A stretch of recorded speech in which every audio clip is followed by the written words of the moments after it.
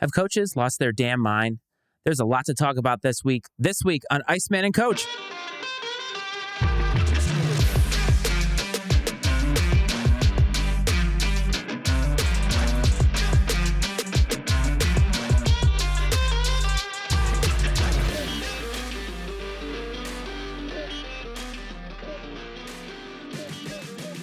What's up, everyone? Welcome back to another episode of Iceman and Coach. This is the Iceman, Matt Freites. That is the coach, Brad Powell. We should apologize for last week. We missed last week and did not put out an episode. We intended to. We had a recording time, and things just happened, and we weren't able to do so. I am back from South Carolina, and the coach is still in Peoria. Coach, how you doing, buddy? Iceman, hey, life happens. We've talked about that many times, but the best news is that we are here. And excited to bring you another week of sports content, as only you and I could do it, my friend. You just got back home, right, from a little family time away, which obviously I think we recorded twice while you were out of town, right? And how's it feel to be back at the homestead? It is great to be back, honestly. I love a change of scenery. Everybody likes being in their home, or at least I think most people do. I've turned into a homebody since I had a kid and since the pandemic, and so I've been branching out a little bit more. I went overseas earlier this year. It's nice to get out of your normal digs, and I'm very lucky. I can take my work with me. I can take all of this recording equipment with me, and we were able to do quite a bit in terms of work and in terms of content creation. I thought that was really, really awesome. Getting to see family, getting to see gators across the street while I'm eating my breakfast. I mean, those are the types of things that I cannot see here in Alexandria, Virginia. So it is good to be back. It's just, it takes a minute to get back into your normal routine, especially for my kid. Yeah, that's one of the tougher things about going on any sort of a trip is that little period of reacclimating to day-to-day life. And it is even harder with kids, like you said, getting them settled back into like routines. And then that first day getting up and going to work. And I know that you've got the privilege of being able to work from home for the most part, but that first day of getting up and going back to work is always tough. Yeah, it really is. But for me, because I worked a lot while I was gone, there wasn't that much of an adjustment. Now, when I was going into the office more frequently, there definitely was. I know just about every single Monday, it was like, I don't want to go back in. I think what I was dreading was my kid was starting a new class. And so it was a complete change in routine at school. And you knew it was going to be rough. He'd been mostly sleeping in his own bed while he was gone, but also not really sleeping all that great. So he ends up in our bed half the time. And when you're on quote unquote vacation, when you have kids, you're doing most of the same things that you do when you're at home in a different location. You've been through that. I've been through that. And so there's not as much of a reprieve as there would have been if you didn't have kids. But since we've been home, he's been a trooper. We've gotten back into the swing of things, and it's good to be back. It's nice to sit in an actual studio instead of an office, although I have to admit the backdrop that I had for some of those episodes, especially the 4th of July episode, was pretty damn good. Yeah, you had some pretty good digs, man. There was no doubt about that. And, like I said, being able to see family, like you were able to, waking up to gators across the street in the morning had to be nice. So, no, I mean, I'm glad you guys had a good time away. But it's nice to kind of have that familiarity of the usual Iceman background, have you back in your domain, right? And comfortable and ready to unleash our opinions on the world. Yes. One of the things that I did while I was gone was I interviewed or did this show with my Uncle Barry, UB, and that is on YouTube right now. And you can go check that out if you are watching on YouTube, or if you're listening on the podcasting space, you should go to YouTube. And of course, you should subscribe. But I had a really great time sharing our platform with him. And he talked a lot of college football, which is pretty cool because college football is right around the corner. We're going to be getting into that before we know it. It's 5 weeks away or something. It was really awesome to be able to share that. And I think that's one thing about all of this that has it hasn't gotten enough of a shine. It's the fact that as we get along in this journey, our kids get older and even our family and friends can partake in this. And I think that's a really cool thing. So I would implore everybody to go check out that episode with my Uncle Barry because he's very knowledgeable, tells great stories just in general, big music guy. And I think it was a great way to sort of bridge the gap between our episodes. So I thought that was probably the coolest thing that we did.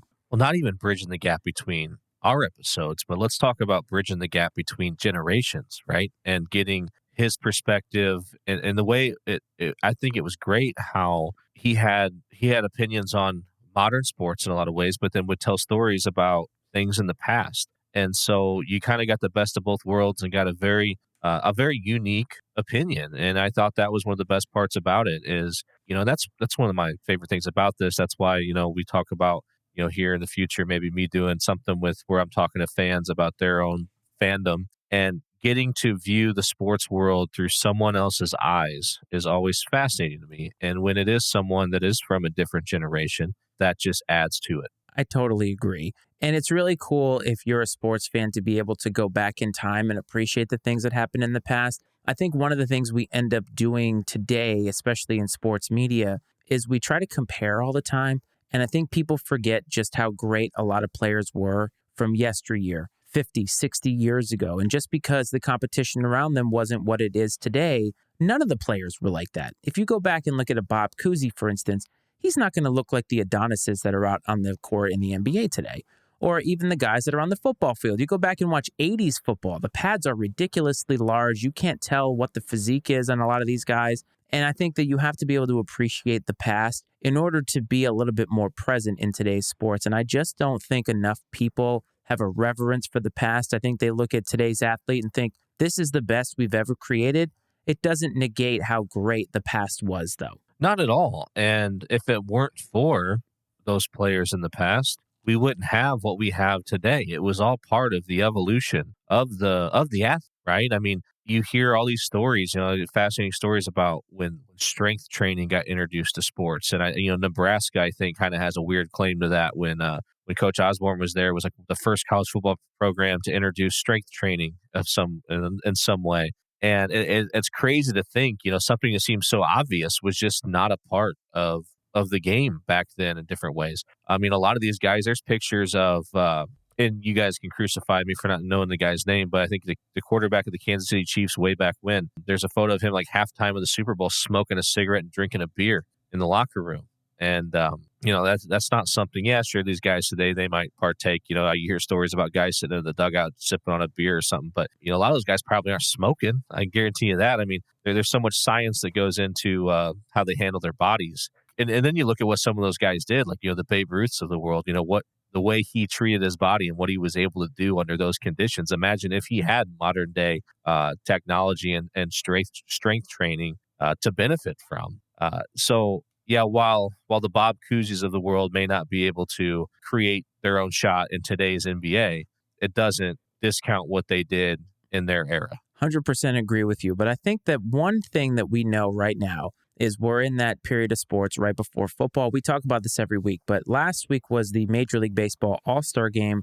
And famously, I believe now, the day after the All-Star Game is the one day in the calendar year that there is not one sporting event. But something does happen every year around this time, and that is the ESPYs. And maybe the ESPYs don't have the same shine as other award shows, like the ICEE Awards, for instance. You should go back to our Super Bowl episode and look at that, of course. But one event that took place at the ESPYs is something that seems to be continuing to bridge the gap generationally, and that is Jim Valvano's speech at the ESPYs. I believe it was 1993. If you are listening or watching and you don't know who Jimmy V is, then you're probably living under a rock, and you should go and hit the Google machine and figure out how to use it, because it is probably one of the most inspirational speeches that's ever really been said, especially in sports. And maybe you could put that in the pantheon of speeches that have ever been given. But Jimmy V still has a resounding presence today. I think if ESPN can be taken to task about a lot of things, there's one thing that I don't think that it can.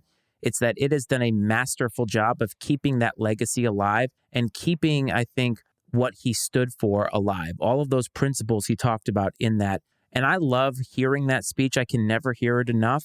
It's honestly one of the best things that's ever been done. I could not agree more. That speech it's one of those that never gets old, right? Because it's a real speech. It's not, don't get me wrong, there's great movie speeches out there and things, but those are written, fabricated, filmed. They're not real life speeches. His was. It was one of the most authentic speeches that I've ever heard. And I guess we call it a speech because formally that's what it was. But I mean, I think it was really just a man pouring his heart out to you about what life means to him, sharing with the world what he thought was the secret to living a full life. And it's every time I watch it, man, it impacts me in such a significant way. And then you pair that against, like Survive and Advance is one of my favorite 30 for 30s that ESPN's ever put together. And you hear those guys in that show talk about some of the speeches he gave in the locker room, and he's like, I think there was I don't know, assistant coach or manager or something in that. He's like, once, I think he gave a speech during the national championship game, and he says, when those guys left the locker room, they didn't go out the door, they ran through the brick wall, type of thing. And, to be able to motivate, especially adults, is a very unique skill. And I think that the way that you do that is through being authentic and people believing that you believe what you're saying. And when it comes to a man like Jim Valvano, I don't think that anyone's ever doubted that he is, whatever he's saying to you is what he truly believes. Like, you're not getting some filtered version. It's not lip service. It's straight from the heart. And I love that. Authenticity is a commodity, I think, that isn't valued enough today. And I don't think that people traffic in it enough. And look, we're here, we're on YouTube, we're in podcasts. And a lot of times people who do what we do, they have a persona. Even in your big media markets, there are personas, because what they tell you is that you're supposed to be whatever you are ramped up to 11 or 12 to have good content. And I think that authenticity is something that is missing from a lot of what we do today. When you go back and watch that speech, or even if you just listen to that speech, you can hear the authenticity in it. You know that what he is speaking about is something that he lives. And I think a lot of people who talk a big game don't end up living that big game. Jim Valvano, I'm convinced, did that every single day. And to give that speech at the time that he gave it, he only had, months to live, I think, after that. And he said it even during it. I have cancer all over my body, and they're telling me I have 30 seconds.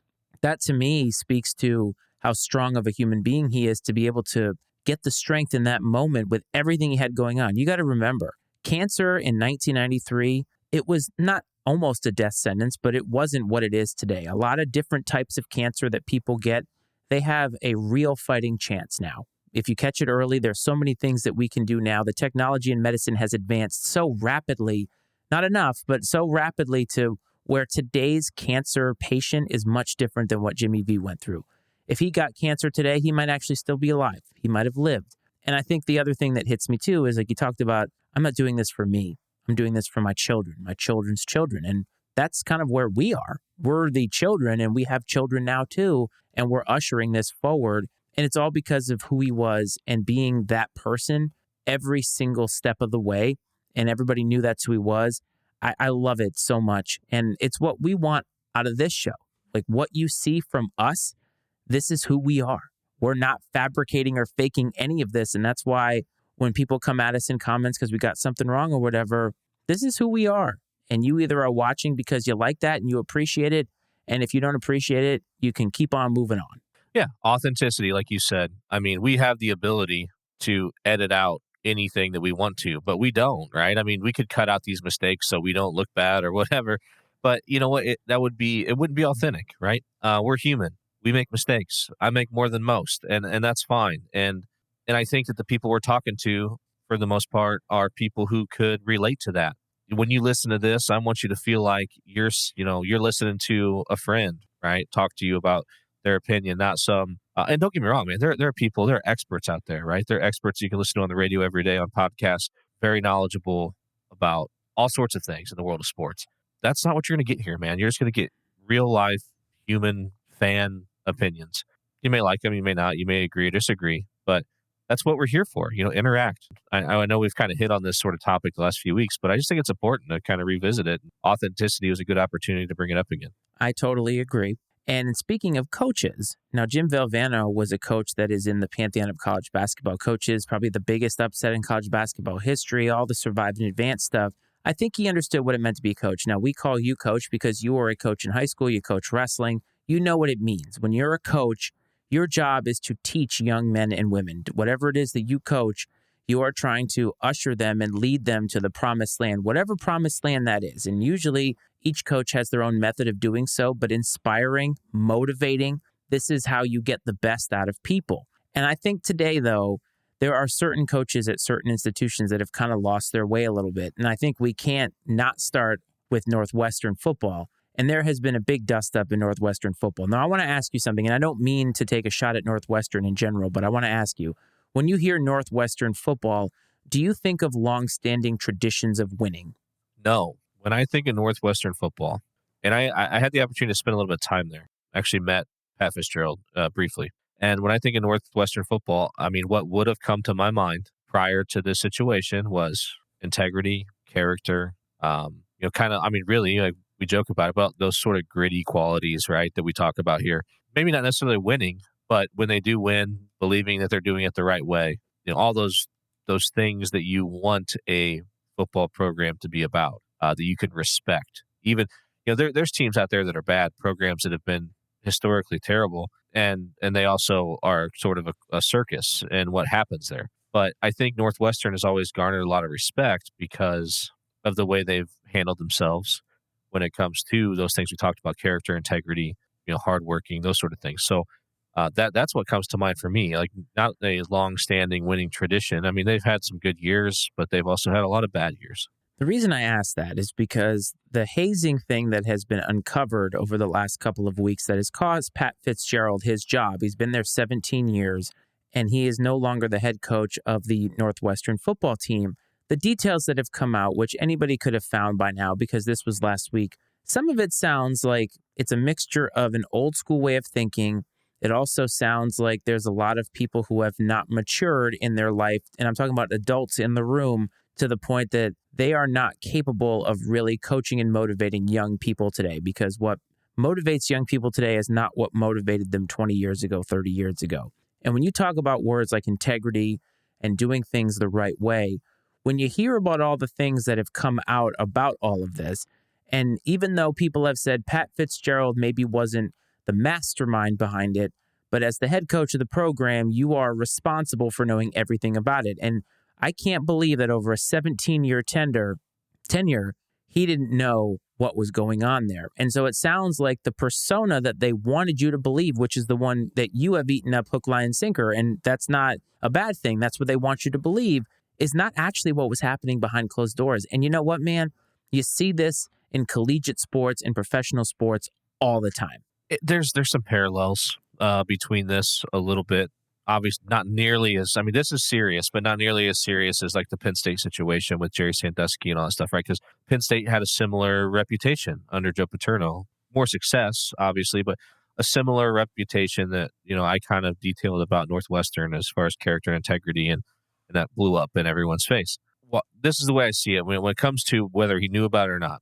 If he knew about it and did nothing, he should have been fired. If he didn't know about it, he should have been fired. Like you said, he's responsible.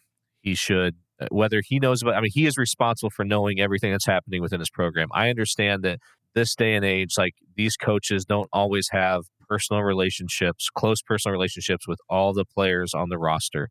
With the time they have to spend on the road recruiting, there's just so many things. They're more of a CEO, a hands-on, everyday type of person. But as the CEO, especially after 17 years, you've developed and built that culture that this exists in. At the end of the day, you're the one that has to take responsibility for it. Now, did someone below you maybe drop the ball, which allowed this to happen and grow into what it became? Possibly, right? But at the end of the day, again, that's also your fault. Now the situation in itself, it's so touchy these days, and I'm really not trying to diminish what happened, but this day and age specifically, like, I imagine that this probably started out once upon a time as something almost just a one-off, like, dudes being dudes type of thing, and it took on a life of its own and spiraled out of control and became what we're hearing about. That's how a lot of bad ideas turn into problems. What I don't understand either, though, is I think most of us would describe a college athlete, football player specifically, sort of a bit of a, not all of them, but a bit of an alpha male, right? Like, I mean, and so I know that not all great athletes or Division I football players have that persona. How would people let this happen to them for as long as they let this happen to them? That's and this is a situation where I think that, like, you physically have the ability to probably put a stop to this. I understand, like, well, what if I'm going to, I'm going to upset the apple cart? I'm going to get kicked out of school because I'm the guy that ran his mouth. It's going to make my life worse. Those are all realistic concerns, and it's not their fault. I'm not saying it's their fault at all for not putting a stop to it. I'm just surprised that something like this continued for as long as it did without anyone, like a player, intervening at some point and putting a stop to it. I'm very surprised by that. I think that speaks to the culture of collegiate sports, though, and just sports in general. I mean, this is not something that you would have felt any way about 30 years ago. This kind of hazing thing probably happened all the time in these locker rooms because it was a rite of passage. And I think the reason why players don't say anything is because these coaches have all the power. I know that you kind of sort of spoke to that a little bit earlier and you said, I know that they have fear or whatever. But some of these kids, when they're getting recruited and they're going to these schools, this may be their only option. And their option is not to rock the boat because they're going to miss out on their scholarship and they're not going to have a future. And these coaches know that. Maybe Pat Fitzgerald isn't the one saying that, but a lot of these other coaches that aren't getting paid the same kind of money as him, who maybe are on the hot seat before Pat Fitzgerald gets fired, those coaches know that they have these kids by the balls. They know that a lot of these kids can't afford to lose their scholarship. So what are they going to do? They're not going to say anything. And I think that gives these people a sense of invincibility. And I think it then becomes systemic. And that's what I think happened at Northwestern. It probably started as something fairly innocent, and it's grown to this systemic thing to where, hey, you don't say anything. And this is not something that you speak out on. And I got to say that the kid who spoke out on it, the whistleblower, that took some bravery. And yeah, people might be saying, oh, it's because you didn't get any playing time or whatever. I don't care if you're playing or not. You don't deserve to get treated like crap. There's a fine line between hard coaching and just abuse.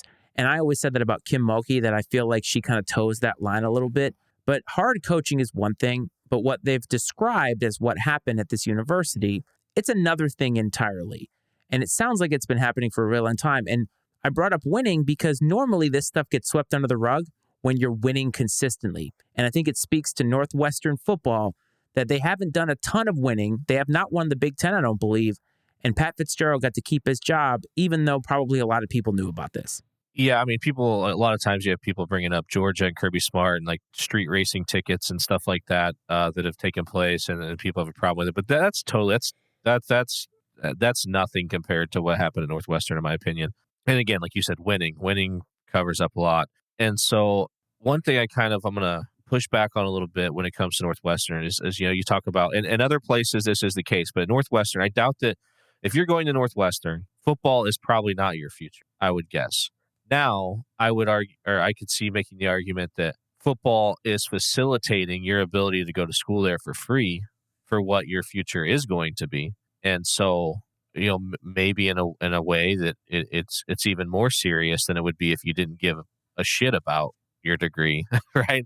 But the fact that that degree is the reason you're there in the first place, and that you maybe couldn't attend otherwise if you didn't have the scholarship. I mean, sure, like that fear, I think, is probably a real thing. But let's shine a light where it needs to be shown, whatever the word is, on the student journalist, the student newspaper Northwestern that wrote this article.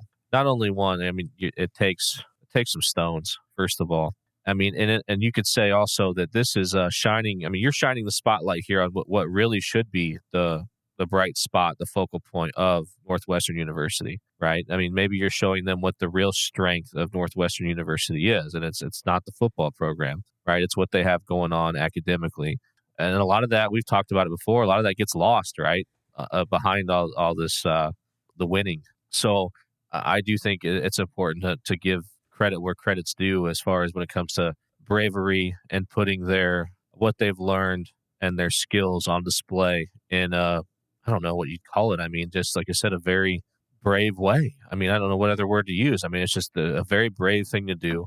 And I think that it's one of those deals. And maybe they already knew they had the support of certain people before this thing got published. Even so, you don't know what's going to happen. You don't know what the blowback's going to be, especially in this day and age with deep-pocketed boosters. Who knows what the consequences of something like that could be. And just because they have support of people within the newspaper, it doesn't mean they have the support from people in the football program. Obviously, their sources, they have support from them because they have to get this information somehow. But Coach, this is real journalism. And we're far away from where we are with this, to the point that now sports media is argument television.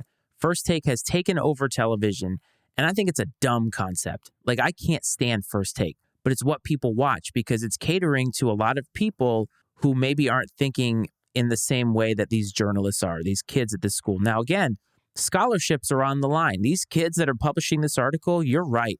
There's somebody at that university, if they wanted to, who could make their life a living hell and make sure that they don't go anywhere at that university. That fear isn't just for the football players. It's extended to anybody who is going to come out with this story because let's face it, man, Northwestern football doesn't have to win a lot of football games to make that university a lot of money. And so there are people who are making decisions at that university who knew stuff like this was happening and were just making sure that it got swept under the rug. I'm not saying it's this big scandal all the way up to the president. I'm just saying, like, a lot of people had to know about this. You can't keep this under wraps for how long? I mean, Jesus, Rick Pitino was having escorts coming through and he wasn't even around that long. They weren't even coming around that long because how can you keep that a secret? So all this kind of stuff, people are eventually going to talk about it. And you talked about Jerry Sandusky. That is such an outlier because that would never go on as long as it went on today. And I just think it's a far cry from where journalism is with what these kids did. But I'm glad that they did it because I think that it needed to be exposed. And you're 100% right. That's the positive spin. This is what those kids are at school for, and they did a great job with it. And I'm glad whoever it is that let them publish that article did because it has exposed the football program for what it is. And it's funny. Remember last year we made fun of Scott Frost because he talked about how his kids had to puke 3 times a practice and they were, 2-9 the previous season? And this is kind of the same thing, man. Like, I know Pat Fitzgerald gets a lot of praise because of how he handled himself. He does things the old school way. Well, very clearly, he doesn't embody all of that because he doesn't seem to embody some of the things that I think we all wanted him to embody. Just my opinion. Do you think that words like character and integrity have evolved in their definition over time? I don't think people know what they mean anymore. When you say somebody has integrity, when I think of integrity, I think to myself, that's somebody that I can trust. It's somebody that I can count on, rely on, that when they tell me something, they tell me they're going to do something, right? That they believe it, that they're going to do it. And I think having character, when you look at how people treat other people, I don't think of somebody's character as how much money they have or whatever. I think of it as when I watch how they treat the women in their life, how do they treat their kids? Are they nice people when you go out? Like, I judge people's characters when they don't hold the door open for somebody behind them and they just let it slam in your face. And you're like, you can't have good character. You know what I'm talking about? And I think today when people say integrity, I think they misalign it with something of somebody has integrity because they continue to do something that benefits me or whatever, right? Or my path forward. Having integrity has nothing to do with what somebody can do for you. It's just something that you should have to be a good, decent human being. And those are good points. And I'm sitting here, I'm thinking in my own head as you're talking. I'm like, you know what? Like I made that determination about what I thought about Pat Fitzgerald based off of things that he said, solely words that came out of his mouth. I've never seen Pat Fitzgerald do shit other than stand in front of people and speak. And then, you see him on TV on Saturdays. And you hear that old thing is like, character is how you treat someone who can't help you, who can't do anything for you. Character is how you treat the janitor when you and the janitor are the only people in the building and there's no one else around to hear or see how you address them. Character is, it's the whole thing. Well, they say what self-discipline is what you do when no one's watching. Character is who you are when there's no one around to judge you on your actions. Obviously, I never saw Pat Fitzgerald in those moments. Just like I said, I'm literally just making this judgment of him based off the words I've come out of his mouth. And just think of how often we do that. And yeah, sure, that's literally all I'd have to go off of. I don't have any way to know more about the guy than that. And most of the country doesn't either. But it just shows how much we take people, or we would like to take people at face value for what they say, but without really any insight to how they behave when the cameras are off and there's no one around to impress. But this is how sports works, though, is these athletes, these coaches, these executives, they want you to believe one thing when they are something else. How many athletes have we all thought were great people? Turns out that they're not. How many people thought Tiger Woods was an upstanding individual? I'm not saying Tiger Woods is a bad dude, but what he did, all of that infidelity, that was far cry from the persona that he wanted you to believe was the case. This family guy, right? This clean cut guy. And that wasn't who he was, right? That's not the life that he was living behind closed doors. And I think that today you nailed it. I think too many people think about what can somebody do for me. Like, let's take this show, for instance. We're creeping up on 200 subscribers. Let's say that there was somebody on the horizon that we wanted to talk to that had 50 million subscribers. We wouldn't treat that person any differently than somebody that we meet on the street. Just because that person has something that we don't doesn't mean that we're going to do anything differently to them. We're going to treat them the same way that we normally would. And I always say that respect is earned. And if you go out of your way to disrespect me, you're probably not going to get any respect back from me. It's an earned quality. People who have character, people who have integrity, these types of things. To me, it's innate in humanity. And I think not enough people realize that these are traits that we need to be cultivating. We need to be grooming like any kind of muscle. It's easy to be a terrible person. Really, it is. It's really easy to be negative all the time. But to be kind to everybody, even if they can't help you out, and maybe you're in a time of need, those are the times when you can look at yourself in the mirror or in the camera and say, I'm doing the best that I can do. That's my goal every single day. Do I achieve it? No. Is Pat Fitzgerald the worst person in the world? No. But I think when it comes to this particular incident, the kind of power that he had, the influence that he had, he just laid down on the job and didn't do a good enough job of cultivating character and integrity in himself and therefore in the Northwestern football program. Hard stop. So I'm going to say this, like you threw out some athletes, right? Tiger Woods and things like that. I've kind of said it before. I'll say it again. Like I view these situations differently.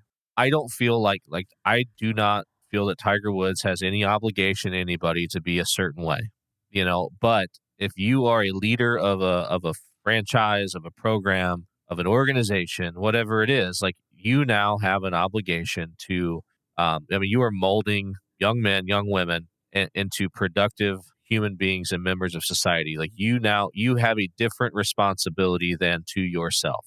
And so you are and should be held to a different standard.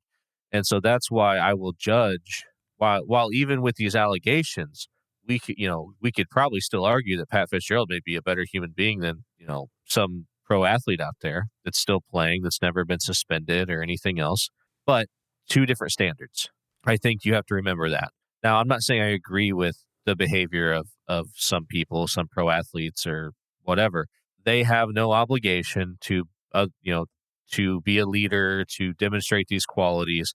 I mean, if they do, that's great, right? That's icing on the cake. That's fantastic. If you're a coach or anything else, different standard, like I said. And you kind of hit on something else I wanted to mention when you said, if we found someone with 500,000 subscribers or whatever, like my fear with approaching somebody like that is that I wouldn't want that person to feel like we were trying to use them.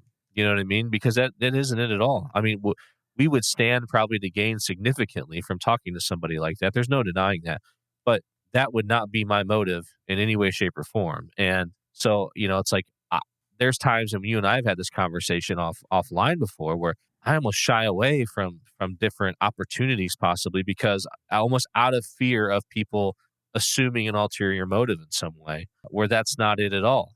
You know what I'm saying? But like you said, people are so programmed for that. What can you do for me sort of thing? And it just kind of sucks that things are that way. It does suck. And honestly, I think that's an indictment on where we're headed in terms of our humanity. I think people assume the worst in everybody. And I think also people aren't doing enough to cultivate being a good human being. And the Northwestern thing we could talk about for a while. Obviously, the head coaching vacancy is out there. They're going to find another head coach. They're probably going to find somebody who's the exact opposite of Pat Fitzgerald because you know how PR goes. They're going to try to find something that steers everybody away from that conversation, and they eventually will. But I want to move on to another guy that we have talked about. And this is a little bit more funny, I think, because Pat Fitzgerald and everything at Northwestern is serious stuff. Bob Huggins, we talked about him a couple of months ago. Remember that little radio incident that he had with some, I want to say some insensitive comments with some West Virginia radio disc jockeys? Yes, I do certainly recall Uncle Bob. Yeah, well, Uncle Bob had himself a night a couple of weeks ago where he got a DUI. And I always thought that Bob Huggins was going to retire at the end of last season. Apparently he didn't. They signed him to an extension, although they paid him a little bit less money, remember. And he was staying on as the head coach of the West Virginia Mountaineers basketball team. Well, after this DUI, apparently that was a bridge too far for West Virginia. I'm not really sure how they make that jump, and that just speaks to why I can't stand West Virginia University. And they decided, you know what? A DUI is too much. We can't have this. You're fired. Or they made him resign. And apparently he did everything he could to resign. He resigned in multiple different ways, signed all these different papers, supposedly, and recently came out via his lawyers who said, hey, you never fired me, or I never resigned, so I'm entitled to X amount of money. This is so ridiculous. Bob Huggins needs to just go away.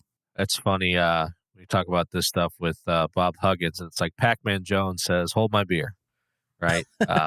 Morgantown legend, Pac-Man Jones. So anyways, one thing, this is like one funny thought I've had when we talk about how now he's all of a sudden like, I didn't quit, I didn't resign. I wish that somewhere he would say to somebody, or it was on record, where he was like, I didn't resign. I was drunk when I said that. Like, I wish that would happen. That would be fantastic. Would that be better, though? Because you and I both talk about authenticity. We talked about it earlier with Jimmy V. I would rather Bob Huggins be himself. You said it on that episode. Be who you are, but own it. Own everything about it. And if Bob Huggins came out and said, I didn't resign because I was drunk, at least I'd be like, okay, that's obviously who Bob Huggins is. But I think Bob Huggins falls in this category of old guys who don't want to be progressive in any way. I'm not asking you to be pro transgender or anything like that, right? But I think that you cannot be down with the cause and just keep your mouth shut and not say anything. And if you get a DUI, be like, I think at this point in society, we have figured out that we're not supposed to drive drunk. I think everybody kind of knows that, right? This is not something that's uncommon. It's not something you have to go look up on Google. Everybody knows it. Don't drink and don't drive. Bob Huggins can't do either of these things, but at least be who you are and say, you know what? I f***ed up. I'm out. But no, he's not going to do that because legally speaking, he has to get a severance package because everybody needs to get their damn money. Same thing happened at Northwestern too. Pat Fitzgerald, I was not fired for probable cause. You, take your money and leave. Yeah, that's what it's about in these cases. I don't think that either of these guys are trying to argue that they didn't make a mistake. It's all just posturing so they could eventually settle on getting at least a portion of whatever buyout they're entitled to or believe they're entitled to. That's it, man. It's purely a money thing. And hey, we've said it before, man. Like, the end of the day, there's only one thing that matters, and it's the Benjamins. But how stupid does this make West Virginia look? Like, how stupid does it make you look? You don't fire him the first time. You re-sign the guy.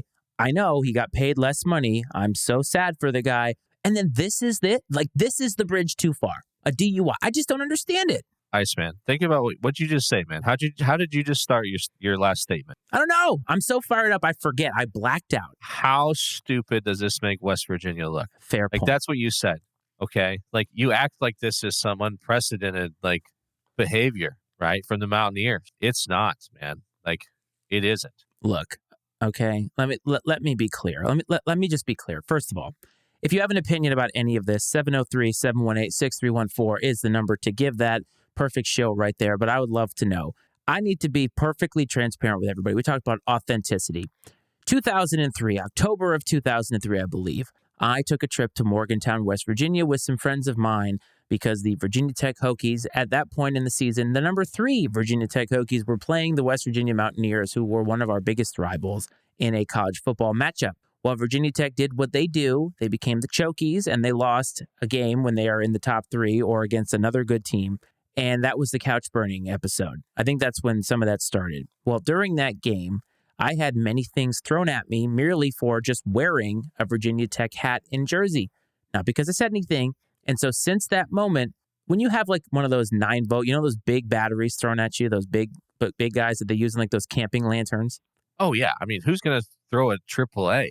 I know. I mean, I get it. Okay, you want the maximum amount of value. Well, when you hit what wasn't the Iceman at the time, but when you hit me with it, I'm going to have no respect for you. And I have no respect for West Virginia University. I have no respect for their football program, their basketball program. And that is me being transparent about my hatred. And I have a bias against you all. But I still think objectively, though, how dumb does a university look by doing this? It doesn't have to be West Virginia. It blows my mind. Like, where are we, man? Like, I thought college used to be pure, and now it's just a cesspool. Come on, man. Like, they just got electricity. Give them a break. Like, I'll say this though, like in full like transparency, like I had a friend that went to WVU, and I went down there a couple times. Right, I went to a football game. This is in the Pat White, Steve Slayton, Pat McAfee days, man. And I tell you, what, I had a really good time in West Virginia. To be honest with you, it's one of those groups of people that if you are a part of it. Now we didn't throw any batteries at anybody. I wasn't a part of that. We did scream obscenities at some old people from Marshall. Like that did happen. But no, there was no casting of batteries or any other large objects. I did not burn any couches. I did get kicked out of a diner. But anyways, I mean, yeah, whatever, just stupid stuff. I mean, I was probably doing my best Bob Huggins impression at Eaton Park in Morgantown, West Virginia, and like me and some buddies were we literally just sat down at the table, and like they had like a little window, and the window had like a flower bed in it, and I'm like, oh, these are 100% like plastic plants. And I just grab one and rip it out of there and sit on the table. Not a plastic plant, like 100% real plant. And we didn't have our drinks yet, man, and we were asked to leave. Not my proudest moment, but I'm guarantee you that's not the first time that someone's been kicked out of that restaurant for doing the same thing. But yeah, I don't know, man. It's definitely wild, and it'll be interesting to see kind of how this plays out. And I mean, do you think that he eventually just like the Huggins eventually rides off into the sunset, or do you think that like he'll be a retread at some like desperate mid-major? Wasn't Rick Pitino at St. John's now? So they have decided that they're going to retread. Ooh, Rick Pitino looks like a vampire. Like there's just no getting around it. He looks terrible. He looks decrepit and terrible. Bob Huggins, I just don't think has the energy in him to change schools. Like, can you imagine Bob Huggins at an HBCU? Please, everybody laugh at this concept. No, no, no, not at all, man. No, not a chance. You don't think he's the next Coach Prime, bringing Jackson State to the big heights of the NCAA tournament? No, who was the program that he slandered? Was it? I don't understand. I don't think it was BYU. Is that who it was? That would be perfect, wouldn't it? It's like the exact antithesis of who Bob Huggins is.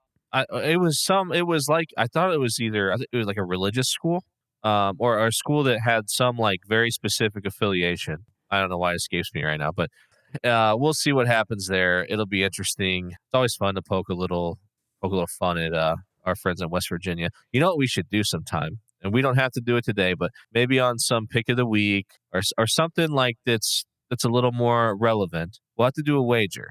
And if I win, or if you lose specifically, you have to sing Country Roads by John Denver on an episode of Iceman and Coach. I actually like that song. Oh, I do too, man. I love it. Like I've definitely rocked it at karaoke a few times. Not anytime recently, but like 10 years ago. I just want to say one more thing before we move on, that if your exploits in Morgantown, Virginia get this show canceled before we've even gotten things off the ground because somebody found video footage of it, I'm going to be very upset. I just want you to know that. Hey, if they come at me, but old Bob can just do what he's been doing, then there's definitely a problem.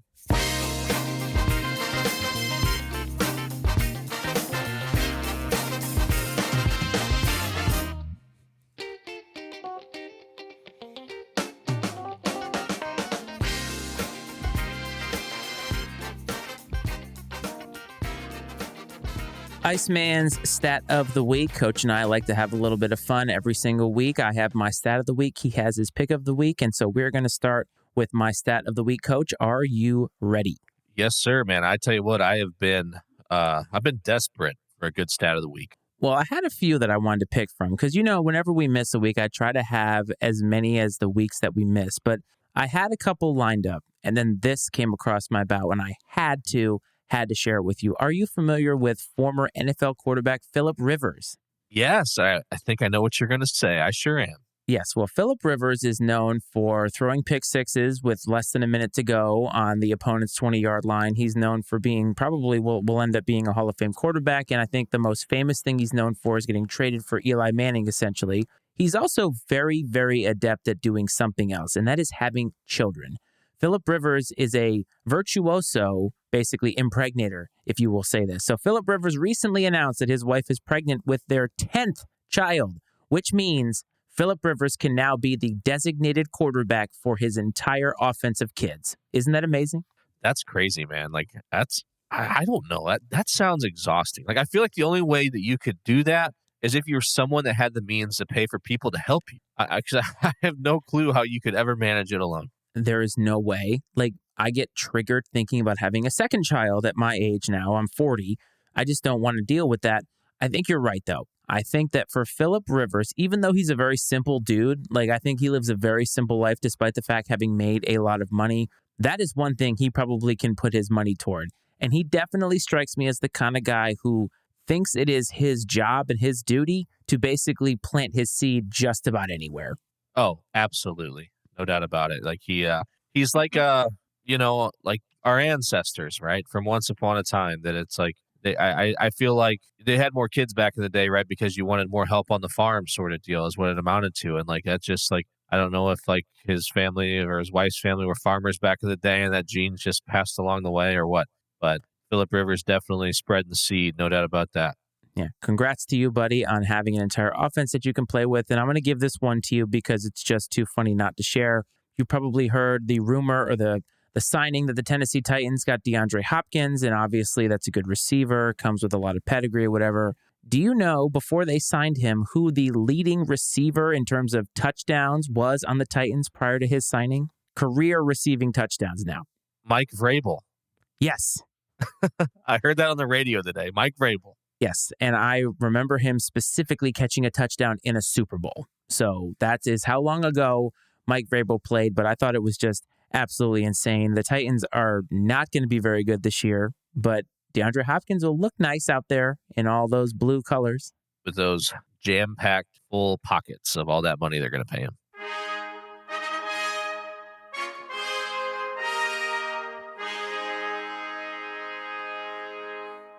The trumpets have blared. It is time for Coach's Pick of the Week, so everybody rejoice. The Coach's losing streak continues.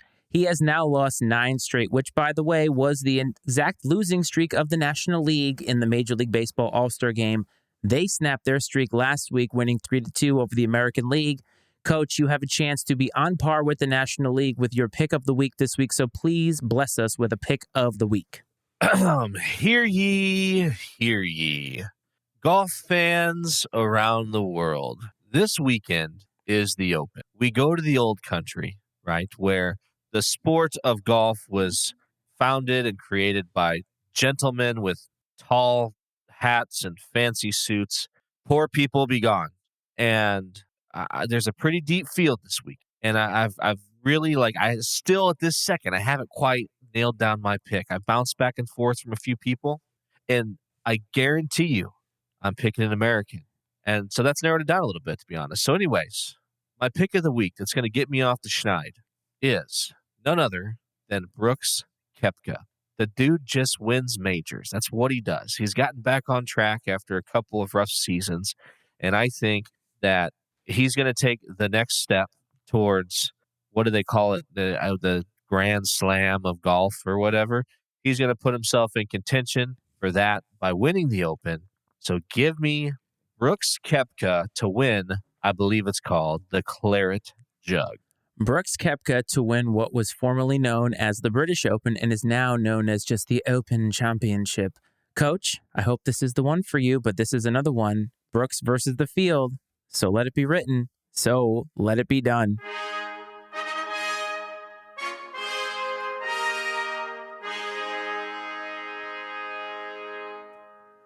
All right, my man, we have reached the end of the show, but I want to ask you one thing. Now that they have moved the PGA to May, do you think that the British Open or the Open is probably the least watched major of the golf season? I don't know. Nah, I don't think so. I feel like it's more prestigious than the US Open, in my opinion. I mean, I do think that in the history of golf that the Open is outside of for me as an American golf fan, and I'm not I'm a very casual American golf fan. There's the Masters, and then really I think it's the Open. And then we could go to the US Open, and then I'd put the PGA last, in my opinion. But I'm just some guy. I'm going to leave that for next week because you just dropped a major bomb there that I think we need to explore next week. But do you have any other parting thoughts or hot takes for the listeners before we get out of here? No, again, we keep closing closer and closer to the finest time of year, and that is football season, and we're looking forward to it. We got some exciting things coming up. Hope everybody finds a little free time this weekend to watch Brooks Koepka dominate the Open and put me back to my winning ways. We can only hope so. And as he said before, we have a lot of exciting things coming up. Football season is right around the corner. We are actually planning some pretty big events, I think. We're not ready to announce them yet because we're still finalizing a few things, but I think it's going to be worth your time. So if you are listening in the podcasting space, these are going to be probably YouTube items, and you're going to want to hit that subscribe button. But before we get out, don't forget to support the Pub Time podcast, obviously. Easy for me to say. That's where Coach and Ryan do their thing over there. They have a lot of fun stuff going on, so check them out wherever it is that you find your podcast. Obviously, if you're watching on YouTube, make sure to hit like and subscribe. It's not mandatory. It is super helpful, though. And on social media, you can find us on TikTok. That is where we get the most engagement. At Iceman and Coach Pod is the handle to find us on TikTok. I like to put a lot of clips that are a little bit inflammatory, so go ahead and find us there. If you're listening on Apple or Spotify, don't forget to hit follow. Don't forget to hit rate. Give us a few stars. I've been a little bit late putting out the audio, but don't worry. The audio listeners are still some of our favorite listeners. They're where we started. So please don't think that we have forgotten about you. It's just life has gotten busy and we have to prioritize things. And of course, please support the Matty Ice Media Network, mattyIcemedia.com. Coach, it has been wonderful to see you. To everybody that is watching, I hope this finds you well. I hope this finds you safe. And as always, this is Iceman and Coach.